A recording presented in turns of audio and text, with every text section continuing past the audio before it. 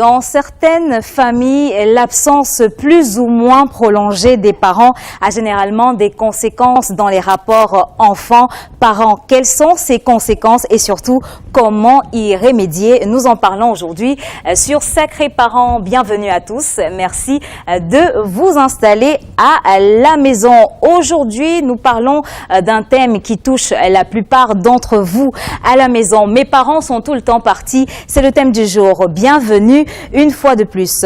Au sommaire, le casse-tête dans la rue. Les passants se prêtent au jeu du question-réponse dans la cuisine pour miam miam avec Maman Élise ou l'art de faire de bons petits plats à petit prix.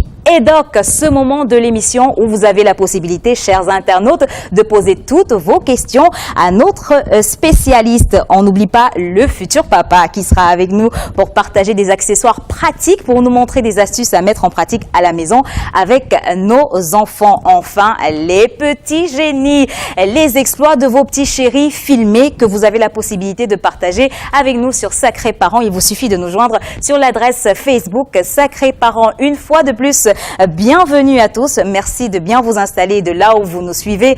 Aujourd'hui, mes parents sont tout le temps partis. C'est le thème du jour. Si vous voulez être avec nous, voici comment procéder. Rejoignez la grande famille des Sacrés Parents sur notre page Facebook Sacrés Parents. Réagissez sur Twitter avec le hashtag Sacrés Parents. Retrouvez l'intégralité de cette émission sur notre site internet www.mymarabout.com. Ça sent bon la banane dans la cuisine de Maman Élise. Si vous nous rejoignez à l'instant, vous êtes sur Sacrés Parents. Bienvenue Maman Élise. Ça sent bon la banane ici. Comment tu vas? Je vais très bien, Tina. J'ai déjà trahi, j'ai déjà dit le secret. Ça sent bon la banane, donc on mange. C'est pas grave. Qu'est-ce qu'on mange aujourd'hui? La banane? Non, les beignets de maïs. Les beignets de maïs. C'est fait à base de banane et de maïs, avec juste un peu de levure. Beignets de maïs au menu du jour sur Sacrés Parents. Mes parents sont tout le temps partis. C'est le thème. Nous ne sommes pas seuls, Maman Élise et moi. Nous sommes bien accompagnés aujourd'hui. Je vais commencer par le petit, le prince, Jordan le prince, qui est très occupé. On va pas le déranger tout de suite. Sa maman juste à côté, Rosaline. Bonjour et bienvenue. Comment tu vas aujourd'hui? Ça va bien. On te remercie d'avoir accepté notre invitation et c'est un bonheur de te recevoir en tout cas. Merci. Juste à ta droite, une autre invitée, une maman, que des sacrées mamans aujourd'hui. Elle, c'est Yolande. Bienvenue, Yolande. Merci de m'avoir invité. Bonjour. Bonjour, comment tu vas aujourd'hui? Ça va très bien. Notre spécialiste qui a déjà le sourire aux lèvres. Bienvenue, Monsieur Somo Maurice. Surtout, vraiment, merci d'avoir accepté notre invitation. C'est promis, à chaque fois que vous solliciterez, je serai totalement à votre disposition parce que c'est tout un plaisir d'être ici tout le temps et surtout, ici, on est accompagné de très belles dames. Je comprends votre sourire, Monsieur Somo. Mes parents sont tout le temps partis. C'est le thème du jour sur Sacrés Parents. On va tout de suite débuter. Avant, on marque un tout petit arrêt pour suivre le casse-tête. On se retrouve juste derrière.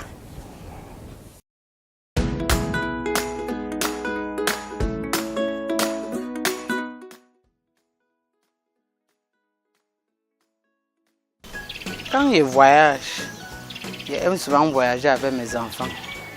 Donc, parce que j'aime souvent que mes enfants restent souvent à côté de moi. Donc, j'aime les voir. Et c'est que si je peux les laisser à la maison, ça ne peut pas me plaire. Parce que j'aime toujours qu'ils restent toujours à côté de moi. Que même si je pars n'importe où, ça peut faire qu'il peut durer, que je n'ai pas laissé mes enfants à la maison. Parce que si je laisse mes enfants à la maison, que je sais qu'ils vont bien durer, je ne peux pas durer comme j'ai laissé mes enfants à la maison.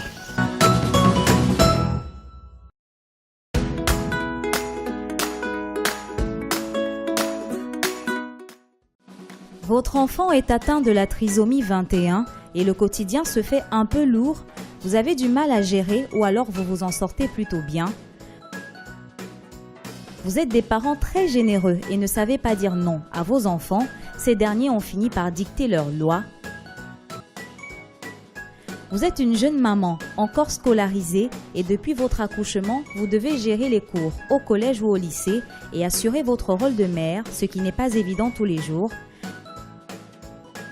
La sexualité pour vous est un sujet tabou. En aucun cas, vous n'envisageriez d'en parler avec vos enfants, même si la société nouvelle vous le prescrit. Votre enfant est arrivé au monde prématurément et vous avez vécu un véritable calvaire émotionnel avant de pouvoir profiter pleinement de lui. Vous souhaitez témoigner dans le cadre de cette émission? Contactez-nous via la page Facebook Sacrés Parents ou alors par SMS au 81 93. À bientôt! Nous sommes de retour sur ce plateau. Nous venons de suivre le casse-tête, Monsieur Somo Maurice. La première question que j'ai envie de vous poser, sur le plan relationnel, quelles sont les conséquences directes de l'absence prolongée, plus ou moins prolongée des parents sur les enfants? Bon, c'est tout à fait logique. Je crois que c'est pas une colle que vous me posez. La réponse à cette question, elle est évidente. Le cadre familial se veut un lieu d'assistance, d'encadrement, d'éducation. Les enfants ont tout le temps besoin de se sentir rassurés par la présence des parents parce que les parents leur apportent la sérénité nécessaire pour vaquer tranquillement à ce que sont leurs occupations. Les enfants sont, ce que j'ai dit, le modèle identificatoire pour les parents, pour les enfants. Ça veut dire que s'il n'y a pas de parents, les enfants sont en manque de repères. Voilà, parce qu'ils n'ont pas de repères naturellement et qu'ils n'ont pas de modèle, ils ne peuvent donc pas se développer convenablement à partir de ce modèle. Donc, il y a aussi que la sécurité économique est ce qu'apportent les parents, c'est-à-dire que l'enfant, vous allez lui donner 100 000 francs pour qu'il se gère tout un mois. Ce ne sera jamais les 1000 francs que vous lui donnez tous les matins lorsqu'il vient cogner à la porte et qu'il vous les donne. Ça le rassure qu'à tout moment, il peut compter sur lui. Parfois, il a de l'argent sur lui, mais il vient quand même demander aux parents de lui donner quelque chose. C'est une façon d'affirmer une certaine sécurité économique dont ils ont besoin. Donc, sur le plan économique, sur le plan affectif, sur le plan éducatif et même sur le plan éducationnel, à tout point de vue, les parents sont indispensables pour l'éclosion, pour le développement, pour la croissance des enfants. Dès qu'ils ne sont pas là, c'est donc tout ce relationnel qui est brisé. Donc, les enfants souffrent d'une carence de repères. Monsieur Somo, le spécialiste, parle du relationnel qui est brisé, de tout ce qu'il y a entre un parent et un enfant qui est brisé. Yolande, je m'adresse à toi pour débuter, parce qu'à une époque de ta vie, tu as été hôtesse de l'air, donc très absente de la maison. Ce dont parle Monsieur Somo, tu l'as vécu avec ton fils. Est-ce qu'on peut avoir quelques détails? Oui, totalement, parce que en même temps, c'est un métier qui vous fait partir tout le temps. Donc, à chaque fois, il y a la rupture. Donc, vous laissez l'enfant avec quelqu'un d'autre. Et quand vous revenez, en général, vous avez tendance à compenser votre absence. Et c'est justement en compensant, en essayant de compenser cette absence-là que la plupart du temps, en ce qui me concerne, je pense avoir fait beaucoup d'erreurs. Parce que je crois que j'ai rendu mon fils plutôt accro à ce que je lui gardais plutôt qu'à moi. Donc, voilà, il a parfaitement raison. Le fait d'être parti tout le temps fait qu'à côté, on passe à côté de beaucoup de choses. On passe à côté du fait que des fois, vous parlez à votre enfant, vous ne le connaissez même pas. Oui. Donc, c'est la nounou qui connaît plus l'enfant que vous-même, quoi. Donc, une période assez difficile quand même pour une maman qui... Très difficile. C'est pénible. C'est même à la limite parfois de la déchirure. De voir que vous êtes parti, surtout quand il est encore tout petit. Vous devez reprendre le travail 3 mois après, parce que c'est la loi. Donc à ce moment-là, il est encore peut-être, mais il sent les choses. Vous revenez, il vous rejette. Vous voyez, donc c'est autant de choses. Ou alors quand il commence à ramper, vous n'êtes pas là. On va seulement, quand vous appelez pour avoir des nouvelles, on vous dit « Ah, tiens, il a rampé ». Le jour où vous êtes là, il ne rampe pas. Dès que vous tournez le dos, il a encore rampé. Donc, c'est pas évident. Il a marché. Il a marché. Il a dit « Maman ». Vous attendez qu'il vous dise « Maman », il ne dit pas. Dès que vous tournez le dos, il a dit « Maman ». Donc... Voilà, les choses se passent plutôt différemment pour toi, Rosaline. On l'a précisé en début d'émission, l'absence des parents, des fois, elle est plus ou moins prolongée. Il y a des parents qui sont obligés de voyager durant toute l'année, de s'absenter très très longtemps. Par contre, il y a des parents qui sortent très tôt le matin, parfois pendant que les petits-enfants sont endormis et rentrent très tard le soir. C'est ton cas, Rosaline, tu sors très tôt le matin et tu rentres très tard le soir. Alors, comment tu t'organises à la maison? Comment ça se passe? Pour moi, quand je me lève à, je peux dire 4h30, je fais ma petite prière et puis à 5h, je réveille les enfants. Parce qu'il n'est pas le seul, il a ses frères. Oui. Je les apprête, j'ai le temps de les apprêter, mais la chance pour moi, c'est parce que nous sommes avec son père, nous sommes avec leur père ensemble. Oui. Donc, on exerce une même activité. Donc, ce qui fait que le matin, on est soudés. Oui. Donc, si l'autre fait, peut-être s'occupe des enfants, l'autre prépare le petit déjeuner. Oui. Et puis le matin, la bonne entente. C'est plutôt rare, ça. Très rare. La bonne entente. Oui. Donc, on s'entend, on se complète. Exactement. Oui, pour les enfants. Et puis le matin, on se sépare. Pendant qu'ils attendent leur bus, nous, on profite pour aller au marché. Et on passe la majorité du temps là-bas. Bon, on quitte du marché, on arrête de marcher à 17h normalement. Et pour arriver à la maison avec les embouteillages, on peut arriver parfois à 18h, 19h moins parfois parce que nous sommes à 14. On quitte de 14 pour la base navale. Oui. Donc, c'est pas facile. C'est vraiment pas facile. Monsieur Somo, qu'on soit absent durant des mois ou durant toute une journée, il est clair qu'il y a quelque chose qui est brisé, vous l'avez dit tout à l'heure. Alors maintenant, sur le plan éducationnel que vous avez évoqué tout à l'heure, qu'est-ce qu'un parent, je ne vais pas dire rate parce que ce serait trop dire, à côté de quoi est-ce qu'un parent passe quand il est pratiquement tout le temps absent à cause du travail?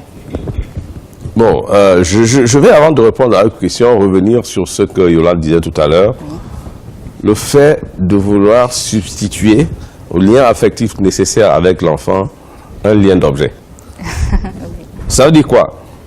Bon, la maman qui sait qu'elle ne peut pas être là pendant un certain temps pense en couvrant l'enfant de beaucoup de cadeaux, en lui faisant énormément de présents, cela pourrait la remplacer auprès de l'enfant. Et ça, c'est grave. C'est grave parce que l'enfant a besoin du lien affectif avec sa mère ou avec son père. C'est un lien de personne, c'est un lien d'homme et non un lien d'objet. À aucun moment donné, un objet ne peut remplacer un parent. Oui. Donc, cette façon de faire est plutôt nocive parce que avec le temps, l'enfant finit par dévaloriser tout ce que vous lui donnez parce que et cela ne change en rien la frustration interne qu'il ressent. Et beaucoup plus tard, vous créez un enfant qui sera indifférent. Vous savez, il y a des personnes ici qui sont indifférentes à tout ce qui se passe autour de tout ce que les gens font autour d'eux. Il y en a qui sont accros à l'argent. Oui. L'argent ou rien. L'argent, en dehors de l'argent, l'être humain ne lui dit rien. Il se marie. Si sa femme ne peut pas produire de l'argent, cela ne lui dit absolument rien. Eh bien, c'est parfois une reproduction d'un modèle de vie qui a été développé lors de la prime enfance dans la relation que vous-même vous avez créée entre votre enfant et les objets. Donc là-dessus, c'est dangereux. Très dangereux. Voilà. Maintenant, pour revenir à votre question, eh bien, l'éducation, en réalité, c'est quoi? C'est un processus par lequel un enfant passant par plusieurs étapes acquiert une maturation psychologique, une maturation affective et ce qu'on appelle une maturation cognitive, c'est-à-dire au niveau des connaissances. Et cela a à sa base ce qu'on appelle l'apprentissage. Et l'apprentissage commence donc dans l'environnement familial, à travers la loi de l'interdit et du permis. Le rôle du parent, c'est de dire à son enfant, ça c'est permis, ça c'est par contre interdit. Et il veut donc voir cet enfant franchir des étapes à sa façon. Je veux éduquer mes enfants à ma manière. Ça veut dire que j'ai une idée de ce que je veux que mes enfants soient plus tard. Et elle a dit, à un moment donné, on se rend compte qu'on perd cette étape. Et lorsqu'on se retrouve devant son enfant, on a l'impression que ce n'est pas votre enfant. Il se comporte d'une certaine manière et certains parents se plaisent à dire, surtout les hommes aux femmes, je ne sais pas où est-ce que tu allais me prendre ça, mais ça, ce n'est pas moi là. Mais on oublie qu'à un moment donné, on est passé totalement à côté du processus de maturation, du processus de formation par lequel l'enfant devait s'identifier à ce que vous lui demandez de faire et devait s'identifier à ce que vous faites vous-même. Regardez le petit garçon entrer dans la chambre des parents, qu'est-ce qu'il fait? Il prend les chaussures de son père, il met ses petits pieds là-dedans. En fait, il voudrait chausser comme son père. Oui. Lui, si son papa met le chapeau, il voudrait de temps en temps mettre le chapeau. Donc, ne vous étonnez pas que plus tard, son papa qui met le chapeau, l'enfant un jour apprendra aussi à mettre le chapeau, c'est pareil chez les femmes. Si cela ne l'a pas été lors de l'enfance, alors les parents sont passés totalement à côté de la création d'un être ou de la production d'un être qui sera à leur image et à leur ressemblance, pour ne pas parler comme à la Bible. Voilà. Maman Élise, les traditionalistes estiment que pour que l'équilibre dont parlait le spécialiste il y a une minute ne soit pas brisé, il faut qu'il y ait un parent, surtout la maman en général, qui reste à la maison pour s'occuper des enfants. Qu'est-ce que tu en penses? Bon, la question, les traditionalistes, c'est la maman qui reste à la maison, évidemment, et le papa va chercher de quoi entretenir la famille. Mais il n'y a pas que les mamans qui ont besoin d'être près des enfants, les papas aussi. Moi, j'avais un voisin, à force de sortir très tôt le matin et rentrer très tard le soir et être fatigué, ses enfants grandissaient sans le connaître. Donc, il n'y a pas que la maman qui a besoin d'être connue par ses enfants, le papa aussi en a besoin. Donc, c'est une histoire qui concerne les deux. Chacun doit faire un effort d'être proche de son enfant. C'est des sacrifices, dans tous les cas. À un niveau, il faut faire des sacrifices. Tout à fait. Yolande, je reviens vers toi parce que on va en parler. Tu as dû faire des sacrifices, mais ça, on va en reparler tout à l'heure. Tu voyageais, tu revenais à la maison. On aimerait savoir quel était le comportement de ton fils. Comment est-ce que tu ressentais ce rejet? Qu'est-ce qu'il faisait exactement? Je dois dire que au départ, comme je disais, il était tout petit, mais quand il a commencé à prendre conscience du fait que j'avais pris cette mauvaise habitude dont parlait M. Somo, de lui ramener quelque chose à chaque fois que je partais. Quand j'arrivais, je me souviens qu'une fois je suis arrivée, plutôt que de courir vers moi, il a couru vers ma valise. Et là, c'est à ce moment que je me suis dit, ah, c'est mort, j'ai tout gâté là. Là, c'est plus bon. Donc, c'est qu'est-ce que tu m'as gardé? Avant, quand je partais, c'était les pleurs, c'était maman, ça va. Mais à un moment, c'était bye bye, maman, tu me gardes quoi? Donc, à ce moment-là, vous vous dites, oui, j'ai raté quelque chose. Il faut remettre les choses en ordre. Mais le ressentiment qui était très fort aussi, c'était que quand il y avait un petit souci, si je levais même un peu le ton, il allait se réfugier chez la nounou. Donc c'est la nounou qui devenait sa mère et moi j'étais la méchante. Oui. Donc à ce moment-là, ça fait travailler quand même le cerveau un petit peu. Je dis que mon Dieu. Ou alors vous voulez lui faire quelque chose et c'est la nounou qui vient vous dire que non, il ne va pas. Il ne va pas le faire. Pourquoi il ne va pas le faire? Je suis en train de lui demander de le faire. Et quand elle est pâle, il s'exécute. Donc, ce sont toutes ces petites choses dans la vie qui arrivaient, qui ont fait en sorte que je comprenne qu'en fait, j'étais mal barrée, quoi. Chez toi, Rosaline, les choses sont plutôt bien organisées. Tu nous l'as dit il y a quelque temps. Comment ça se passe le soir, généralement? Elle a la chance d'avoir son homme qui l'accompagne, c'est pas évident. Comment ça se passe le soir quand vous rentrez, ton homme et toi, à la maison? Pour moi, le soir, les enfants ont déjà quand même donc la notion de l'heure qu'on arrive. Oui. Donc, ce qui fait que quand ils voient déjà l'heure là, ils sont en train de guetter par la fenêtre. Ou bien, donc, comme leur papa a la moto, s'ils entendent le bruit d'une moto, directement, ils sortent, ils regardent par la fenêtre, s'ils voient que c'est ça, allez. Et quand on arrive, même s'ils étaient avec leurs amis, oui, ils abandonnent les amis, ils restent avec nous jusqu'à l'heure qu'on va se coucher. Et donc, c'est la rubrique durant laquelle vous avez la possibilité de poser toutes vos questions à notre spécialiste. Mes parents sont tout le temps partis. C'est le thème du jour. Si vous nous rejoignez à l'instant, vous êtes sur Sacré Parents. On va s'arrêter pour suivre la question du jour et on revient.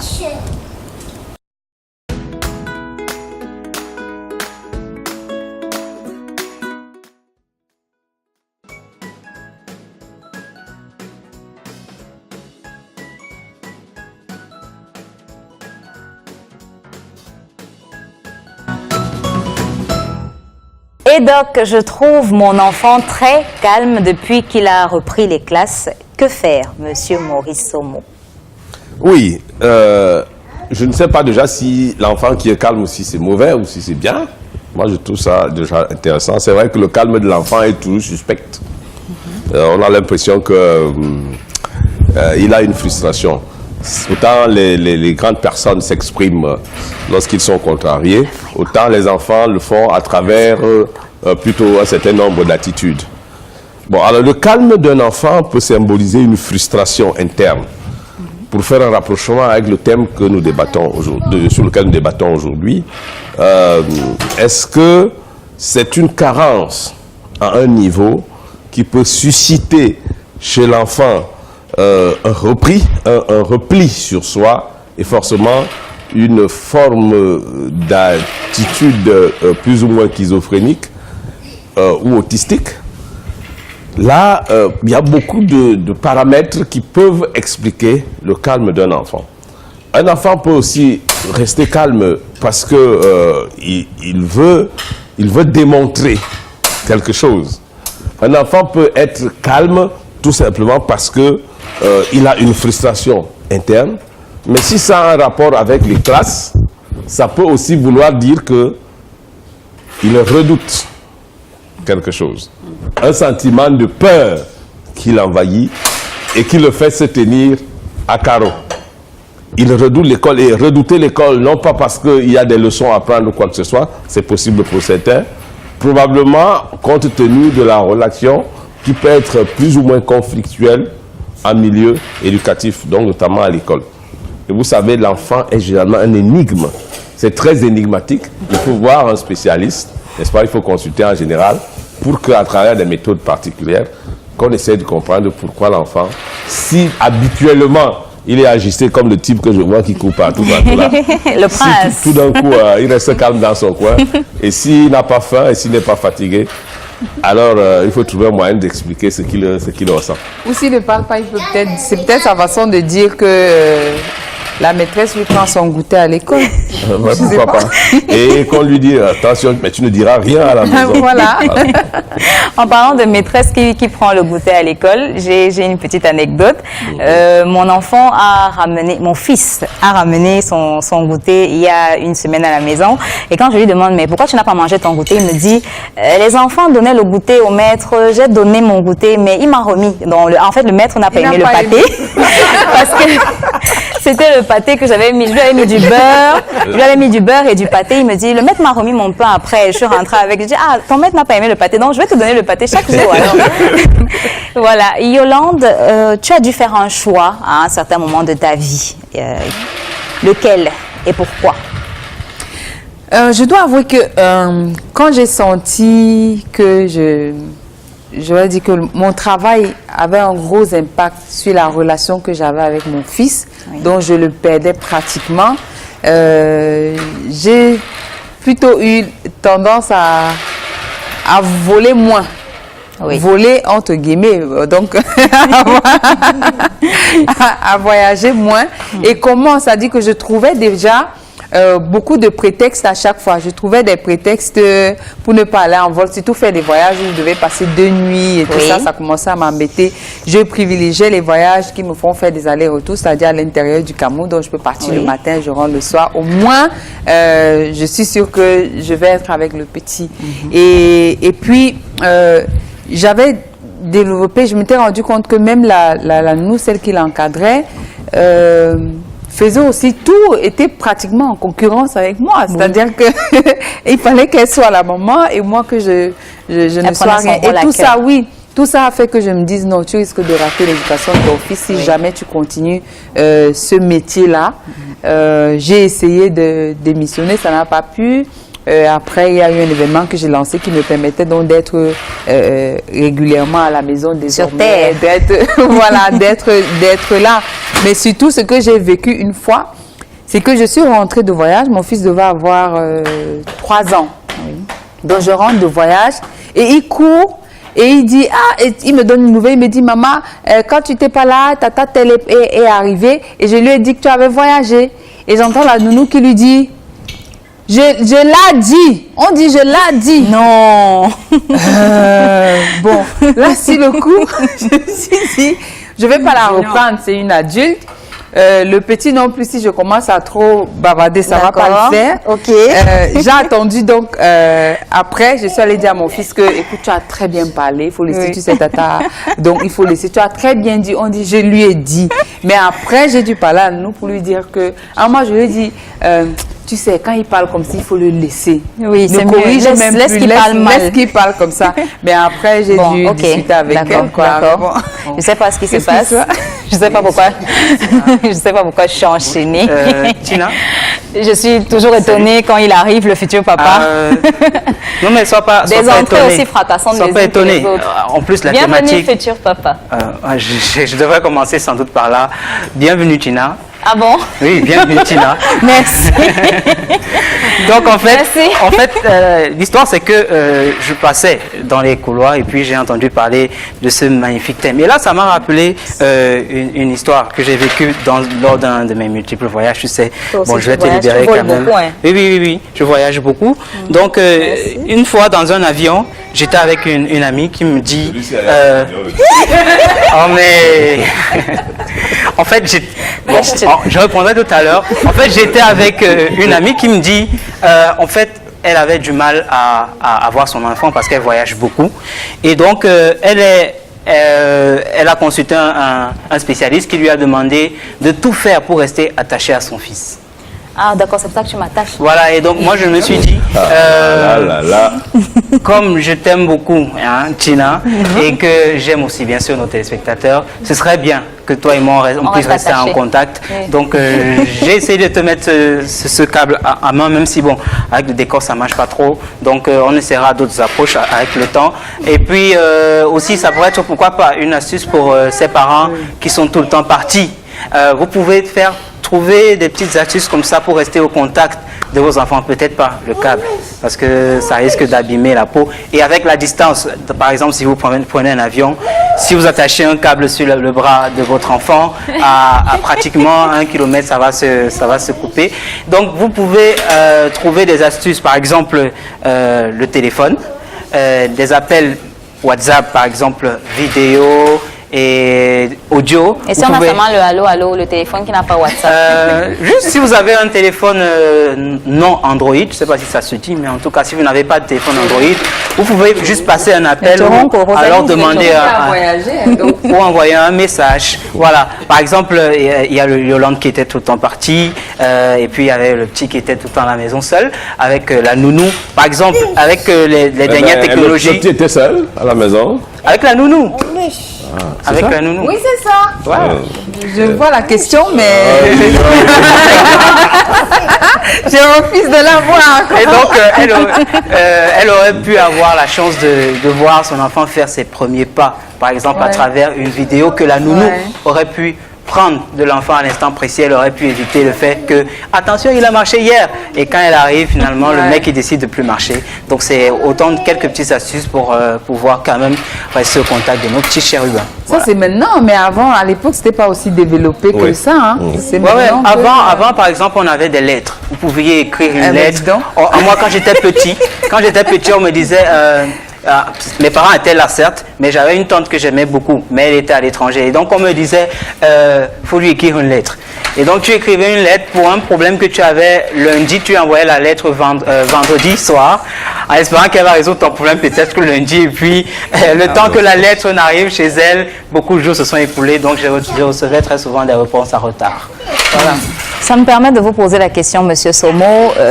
Comment se comporter quand on a un parent qui est obligé de s'absenter à cause du travail pour garder ce lien, cette connexion avec les enfants? Oui, et c'est bien ce que le futur papa, ça veut dire qu'il est déjà suffisamment avancé dans les tactiques.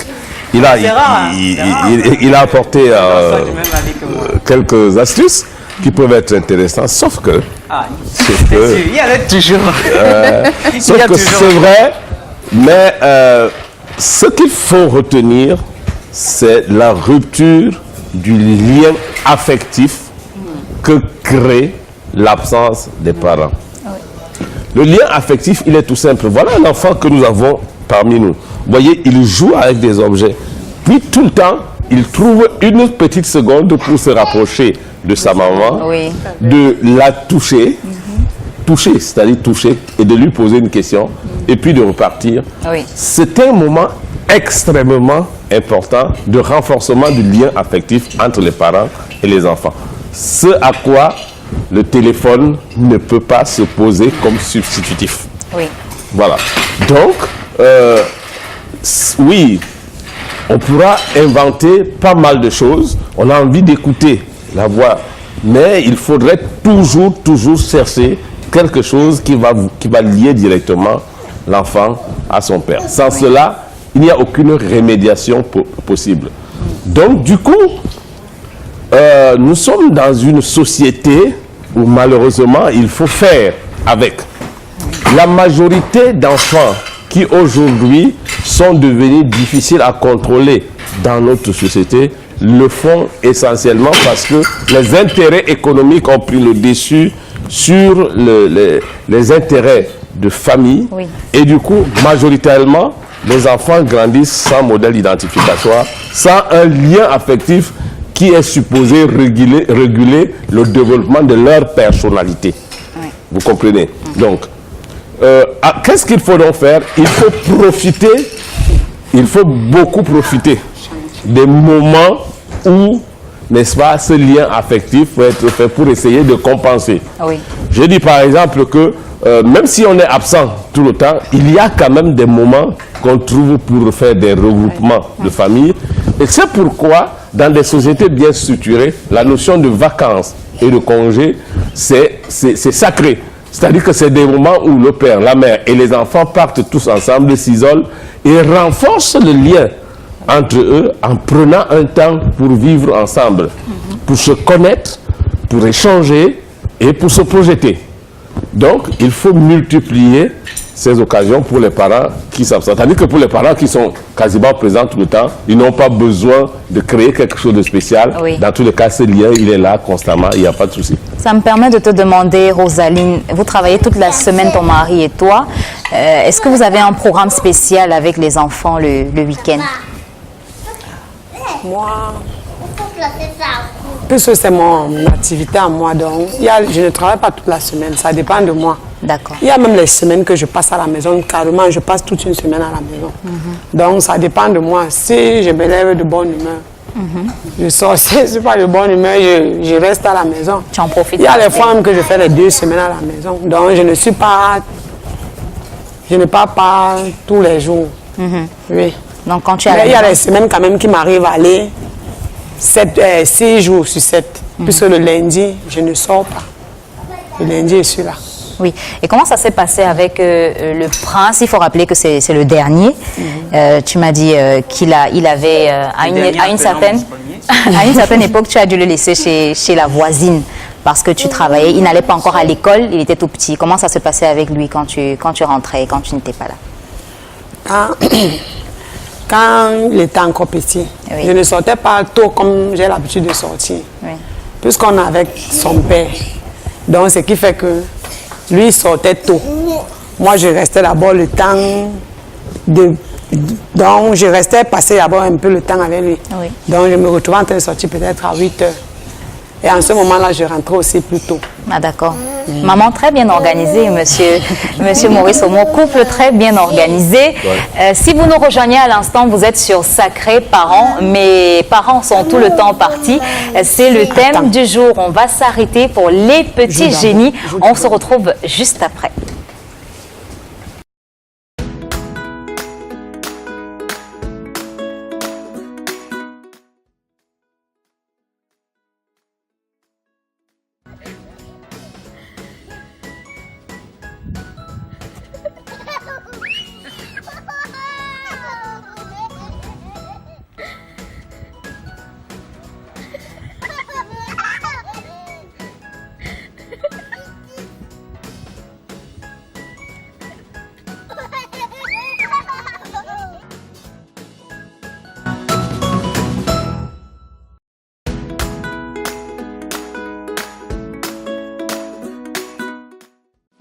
Votre enfant est atteint de la trisomie 21 et le quotidien se fait un peu lourd, vous avez du mal à gérer ou alors vous vous en sortez plutôt bien. Vous êtes des parents très généreux et ne savez pas dire non à vos enfants. Ces derniers ont fini par dicter leurs lois. Vous êtes une jeune maman, encore scolarisée, et depuis votre accouchement, vous devez gérer les cours au collège ou au lycée et assurer votre rôle de mère, ce qui n'est pas évident tous les jours. La sexualité pour vous est un sujet tabou. En aucun cas, vous n'envisageriez d'en parler avec vos enfants, même si la société nouvelle vous le prescrit. Votre enfant est arrivé au monde prématurément et vous avez vécu un véritable calvaire émotionnel avant de pouvoir profiter pleinement de lui. Vous souhaitez témoigner dans le cadre de cette émission? Contactez-nous via la page Facebook Sacrés Parents ou alors par SMS au 81 93. À bientôt! C'était donc les petits génies, Monsieur Maurice Somo. À quoi, excusez-moi, il faut que j'arrête de rire. À quoi peut être dû ce type de comportement chez les enfants? Donc nous disons que ce que nous avons regardé tout à l'heure n'est pas un produit de la propre création des enfants. Ils l'ont sûrement vu et revu quelque part, sûrement auprès des parents qui ont oublié de fermer la porte.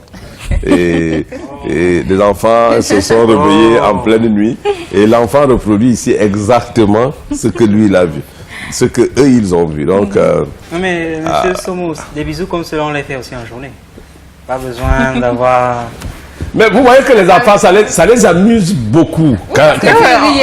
Ah ouais, nous avons un enfant qui ça amuse également. Ça me fait rire. Donc, ne croyez donc pas qu'ils soient si innocents au moment où ils veulent le faire. Sûrement qu'ils savent très bien après ça ce qui a suivi.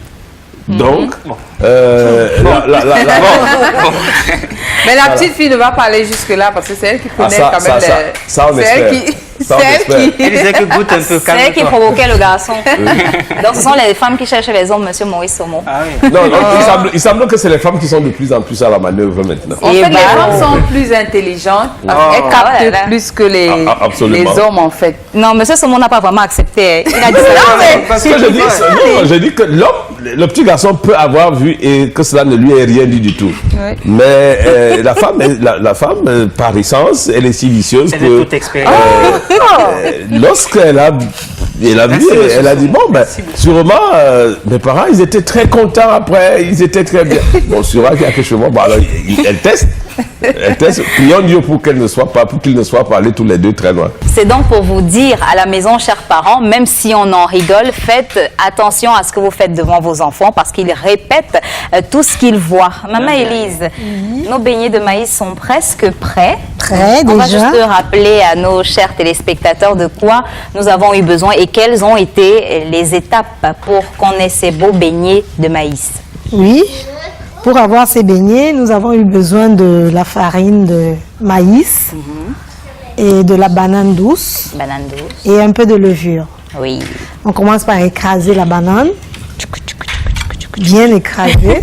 Et maintenant, on ajoute la farine de maïs et juste un peu de levure à la fin pour obtenir les bons beignets comme ceci. On écrase ça avec quoi, maman Élise? Avec le moulin. Le moulin écrasé. Oui.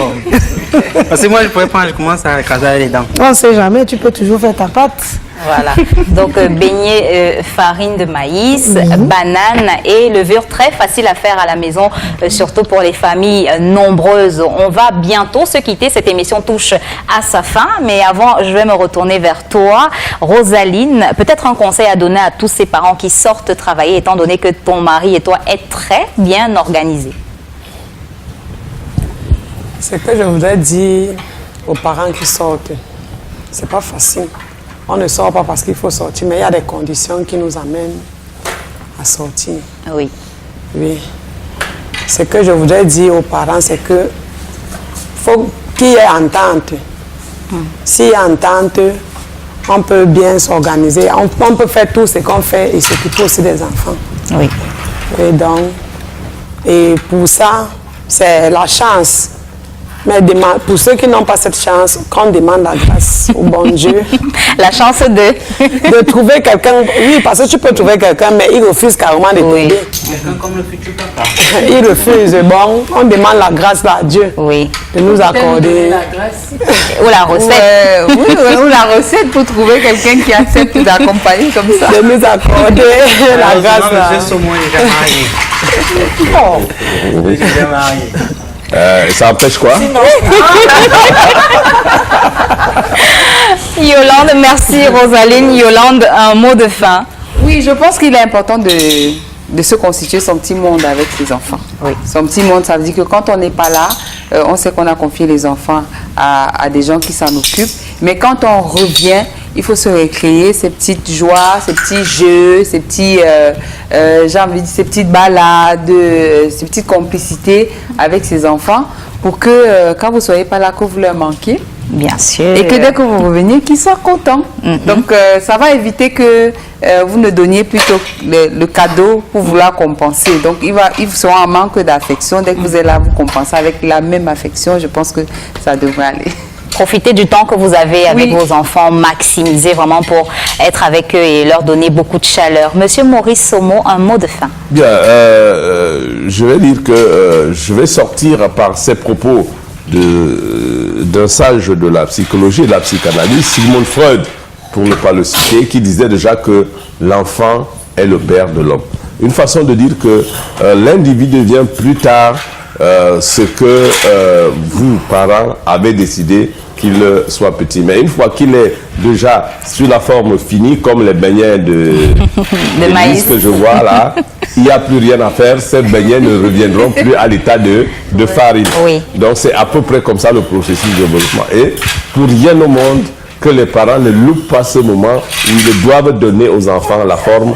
Et ceci passe par un effort de présence effective et pas des stratégies de compensation lorsque les besoins économiques l'imposent.